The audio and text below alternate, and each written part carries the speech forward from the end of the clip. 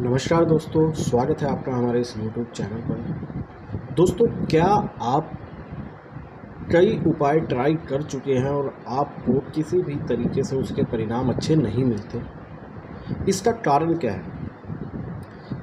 किसी ने कहा कि भाई चांदी की चैन पहन लो तो उससे अच्छा हो जाता है। मेरे साथ तो काफ़ी अच्छा हुआ, लेकिन जब आप वो चीज़ करते हैं तो आपके साथ वो चीज़ अच्छी नहीं होती। कोई कहता है कि भाई गले में माणिक्य पहन लो तब भी आपको अच्छे परिणाम नहीं मिलते। कोई कहता है हाथ में चांदी का कड़ा पहन लो तब भी आपको अच्छे परिणाम नहीं मिलते। रीज़न क्या होता है? मतलब कि आप जो चीज़ कर रहे हैं वो दूसरों को तो फ़ायदा दे रही है, लेकिन आपके जीवन में ऐसी क्या चीज़ है जो वो आपको फ़ायदा नहीं दे रही? आज हम इस चीज़ को समझेंगे, लाल किताब के अनुसार हम इस चीज़ को समझेंगे, ग्रहों की स्थिति के अनुसार हम इसको समझेंगे कि क्यों आपको कोई भी चीज़ आप धारण करते हैं, या फिर जैसे कि मैंने बताया कि जैसे किसी ने कहा कि चने की वो चांदी की चैन गले में धारण करने से किसी को फ़ायदा तो बहुत सारा मिला और किसी को फ़ायदा नहीं मिला। तो आज इसी टॉपिक के ऊपर आज हम चर्चा करते हुए, दोस्तों अगर ये वीडियो आपको पसंद आए तो प्लीज़ वीडियो को लाइक ज़रूर कीजिएगा। इम्पोर्टेंट टॉपिक है, क्योंकि अगर कोई भी चीज़ आप अधूरी जानकारी के साथ करते हैं तो वो आपको नुकसान पहुंचा सकती है। हालांकि कई लोगों के साथ ऐसा होता है कि वो कोई चीज़ करते हैं उनके साथ अच्छा हो जाता है, लेकिन इसके पीछे भी बहुत सारे रीज़न होते हैं। सपोज़ करिए जैसे कि ये सारी चाल, मतलब कि एक एक धातु, पृथ्वी पर हमारी जितनी भी धातु हैं, जितनी भी चीज़ें हैं, हर एक चीज़ किसी ना किसी ग्रह से रिलेटेड है। तो जब कोई भी वस्तु हम धारण करते हैं तो वो उस ग्रह को जरूर रिलेटेड होती है, और उस ग्रह से संबंधित चीज़ें हमारे जीवन में या तो अच्छी हो जाती हैं या बुरी हो जाती है। सपोज करिए यदि आपका गुरु किसी, मतलब कि कुंडली के अनुसार आपकी कुंडली में गुरु खाना नंबर 10 में बैठा है।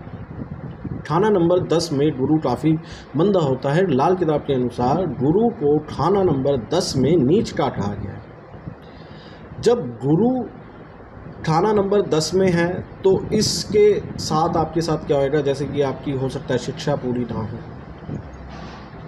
तो जब आप ऐसी किसी चीज़ को, मतलब गुरु की चीज़ को, जैसे कि गुरु से रिलेटेड चीज़ होगी सोने की चैन, यदि आप सोना गले में धारण करेंगे तो वो गुरु वहाँ से उठकर आपके लगन में चला जाएगा, जिससे लगन के परिणाम फिर गुरु अपने देने लगेगा, बृहस्पति अपने देने लगेगा। यदि आप कोई भी चीज़ धारण करते हैं, धारण कर लेते हैं, या फिर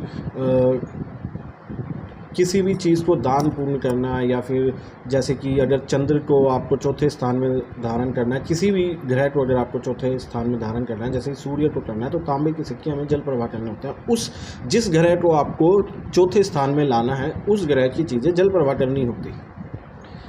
लेकिन दोस्तों, जब ये सारे उपाय आप पढ़ते हैं, जैसे कि हम भी कई बार बताते हैं, हमसे भी लोग पूछते हैं कि हम क्या करें, लेकिन दोस्तों हमारा एक रीज़न होता है। हम पूरी कुंडली की जांच परख करने के बाद ही व्यक्ति को बताते हैं कि आपके लिए क्या सही है। ऐसा नहीं है कि जो किसी दूसरे व्यक्ति के साथ हुआ, उसने जो उपाय करा वही आपको भी लाभकारी हो और आपको भी अच्छे फल दे। क्यों? क्योंकि यदि आप सपोज करिए, जैसे कि मैंने गुरु का उदाहरण बताया, बृहस्पति का उदाहरण बताया, कि आपने 10 में से गुरु को 1 में शिफ्ट कर लिया, लेकिन यदि वहाँ पर किसी दुश्मन ग्रह की दृष्टि या युति बन गई, सपोज करिए कि वहाँ पर शुक्र बैठा है और गुरु को आपने चने की चैन धारण करके अपने लगन में बिठा लिया, तो गुरु और शुक्र दोनों दुश्मन हैं। हो सकता है आपको वहाँ पर गुरु के अच्छे परिणाम ना मिले, क्योंकि दुश्मन है। बाकी वहाँ पे डिग्री का भी देखा जाता है कि कितनी डिग्री पे है, कैसे सब चीज़ होती है। शुक्र आपका वहाँ पर कितना उच्च का है, मध्यम में है, थोड़ी कम डिग्री लिए है, ज़्यादा डिग्री लिए है, या युवा है, तो ये सारी चीज़ें भी इम्पैक्ट करती है। लेकिन ये निश्चित है कि अगर शुक्र के साथ गुरु की दृष्टि या युति आ जाएगी तो तब वो आपको नुकसान ज़रूर पहुँचाएगा। लेकिन वहीं यदि आपका लगन में सूर्य बैठा है और आपका गुरु में 10 है, 10 खाना नंबर 10 में गुरु है, और वही आप सोने की चैन धारण करके गुरु को अगर अपने 10 पहले स्थान पर ले जाते हैं, तो ये आपके लिए बहुत ही ज़्यादा अच्छा हो जाएगा, आपको बहुत सारे लाभ मिलेंगे। दोस्तों इन बातों की गहराइयों को समझने की कोशिश करिए कि क्यों कोई भी उपाय करना हमारे जीवन के लिए कितना अच्छा हो सकता है और कितना बुरा हो सकता है। कई लोग होते हैं जो हाथों की उंगलियों में चांदी की कछुए की अंगूठी पहनते हैं। इसके बहुत सारे फ़ायदे हैं दोस्तों, सच में इसके बहुत सारे फ़ायदे हैं। लेकिन यदि वहाँ पर हाथों की उंगलियों में कोई भी चीज़ हम धारण करते हैं तो वो उसे हम खाना नंबर 3 में स्थापित कर लेते हैं।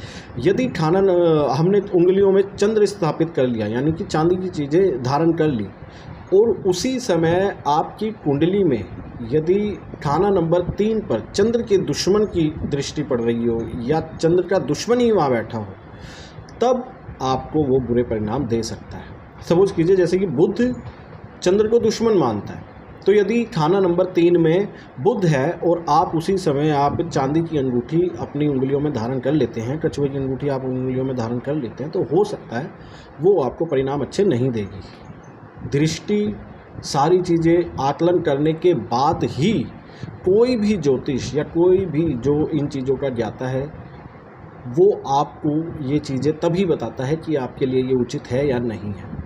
किसी भी तरह की चीज़ आप यदि धारण कर लेते हैं तो उसका इम्पैक्ट ज़रूर गलत पड़ता है। जैसे कि शुक्र आप समझिए, शुक्र हीरे से रिलेटेड होता है, मतलब कि हीरा जो होता है वो शुक्र की धातु में आ जाता है। शुक्र यदि आपका 7 नंबर खाने में बैठा हुआ है जहाँ की शुक्र उच्च है, और उसी समय यदि आपका पति आपको एक डायमंड का नेकलेस दे दे और आप उसको गले में धारण करें, तो वही शुक्र आपका खाना नंबर 1 में चला जाएगा, जो कि नीच हो जाता है। इन चीज़ों को दोस्तों समझने की कोशिश कीजिए। मेरा उद्देश्य सिर्फ इस बात का है, आप उपाय करिए। हम भी आप लोगों को उपाय बताते हैं, सारी चीज़ बताते हैं, लेकिन हम सारी चीज़ें देखने के बाद कुंडली में जितनी भी आपकी ग्रह स्थिति है, किसकी दृष्टि कौन से खाने पर पड़ रही है, वहाँ कोई गलत युति तो नहीं बन गई, किसी का दुश्मन तो नहीं बैठा, ये सारी चीज़ें आकलन करने के बाद ही उपायों को करना ज़रूरी होता है, नहीं तो उसके आपको बुरे परिणाम मिल सकते हैं। जैसे कि मैंने आपको बताया कि यदि 3 में आपने चंद्र को स्थापित कर लिया और वहीं पर बुध बैठा है, तो बुध चंद्र को परेशान कर देगा, दिक्कत दे देगा। चंद्र हुआ आपकी माता, हो सकता है आपकी माता बीमार पड़ जाए, हो सकता है उनको कोई और तरीके की दिक्कत आ जाए, लेकिन ये निश्चित है कि वहाँ पर उसको माता को परेशानी ज़रूर आएगी। आजकल बहुत सारा ट्रेंड चल रहा है कि गले में कोई मालाएं पहन लेते हैं, रुद्राक्ष की मालाएं पहन लेते हैं। आजकल छोटे छोटे बच्चे भी कई सारे हमने देखे हैं, स्कूल कॉलेज के बच्चे जो होते हैं वो भी अपने थोड़े स्टाइलिश दिखने के लिए थोड़ा अपने हाथों में या फिर अपने गले में कई सारी चीज़ें धातुएं पहन लेते हैं। कोई तांबा पहन लेता है, कोई लोहा पहन लेता है, किसी भी तरह का पेंडेंट पहन लेना, या फिर यही मैंने रुद्राक्ष कहा तो अगर रुद्राक्ष पहन लेना। दोस्तों इन चीज़ों को समझिए, रुद्राक्ष धारण करने से आपके हृदय की गति ऊपर नीचे हो सकती है, हो सकता है आपकी जो हृदय की स्थिति हो वो अच्छी हो जाए और हो सकता है वो बुरी चली जाए। रीज़न वही, पहला स्थान आपको अच्छे से ही सोच समझ के आपने शरीर पे कोई भी चीज़ धारण करनी होती है। यदि आपने वो गलत चीज़ अपने साथ रख ली या फिर आपने धारण कर ली तो ये आपको नुकसान पहुंचा सकती है। किसी भी उपाय के लिए दोस्तों मैं अपनी बात नहीं कर रहा, आपके लिंक में भी काफ़ी सारे अच्छे लोग होंगे जो ये सारी विद्या का ज्ञान होगा जिनको, तो आप उनसे बात करिए, आप उनको दिखाइए, अपनी कुंडली दिखाइए कि क्या ये चीज़ें धारण करना मेरे लिए सही है। दोस्तों कई बार क्या होता है, छोटे बच्चे होते हैं और जब वो पैदा होते हैं तो कई बार जैसे छठी मनाते हैं लोग, काफ़ी चीज़ें मनाते हैं तो कि बच्चे की पैदाइशी के समय खुशी मनाते हैं, और उसी दौरान वो उनके गले में कई बार देखा होगा आपने कुछ चीज़ पहना देते हैं। कई लोग जैसे सोने की चैन पहना देते हैं, सूरज चांद सितारे पहना देते हैं। अब कई लोग तो क्या देखा है मैंने कि चांदी की डिब्बी के अंदर काजल भर के वो भी पहना देते हैं कि बच्चे को नज़र ना लगे। देखिए दोस्तों, चांदी की डिब्बी, चांदी का जो ताबीज हुआ, चांदी हो गई चंद्र, और काला सुरमा या फिर काली शाही ये शनि से रिलेटेड हम इसे मानेंगे, और शनि चंद्र आपस में सही नहीं होते। तो जब आप शनि चंद्र को आपस में मिला दोगे, हो सकता है उस बच्चे का रंग थोड़ा सांवला हो जाए, या फिर उसको चंद्र से रिलेटेड कोई परेशानी हो जाए, या फिर शनि से रिलेटेड चंद्र से। तो दोस्तों इन चीज़ों को समझना बहुत ही ज़रूरी होता है। कोई भी चीज़ धारण करना या फिर किसी चीज़ को आप किसी चीज़ का गिफ्ट भी देना, आप समझिए इस चीज़ को, किसी चीज़ का यदि आप गिफ्ट भी देते हैं तो वो भी आपके जीवन पे काफ़ी फ़र्क गेरता है। जैसे कि किसी का गुरु अच्छा है, गुरु खाना नंबर 4 में बृहस्पति जो होता है वो उच्च का माना गया है लाल किताब के अनुसार। जो ग्रह उच्च का है यदि आप उसकी चीज़ें दान करते हो, यानी आपके पास जो अच्छी चीज़ें हैं यदि आप उसकी दान कर देते हो, जैसे कि गुरु की अच्छी चीज़ें क्या होगी, सोना हो गया, या फिर ज्ञान, जिनका खाना नंबर 4 में बृहस्पति होगा ना, आप गौर करिएगा वो लोग ज़्यादातर लोगों में फ्री का ज्ञान बांटते हैं और ऐसा करना उनके लिए घातक होता है। दोस्तों कभी भी किसी भी चीज़ का आपको यदि दान भी करना हो वो भी बड़ा ही सोच समझ कर करना चाहिए। जैसे कि यदि आप सफ़ेद चीज़ कोई दान कर रहे हैं, यदि आपका चंद्र अच्छा है, लाल किताब के अनुसार आपका यदि चंद्र अच्छा है और आप उसी समय चंद्र की चीज़ों का दान करते हैं तो आपके लिए वो हानिकारक हो सकता है चंद्र, क्योंकि आपकी जो अच्छी चीज़ें हैं, जब आपके पास सपोज करिए कि आपके पास बहुत सारा पैसा है, आप अगर बहुत सारा पैसा अगर किसी को दे देंगे, देते रहेंगे, तो वो एक दिन वो ख़त्म होएगा।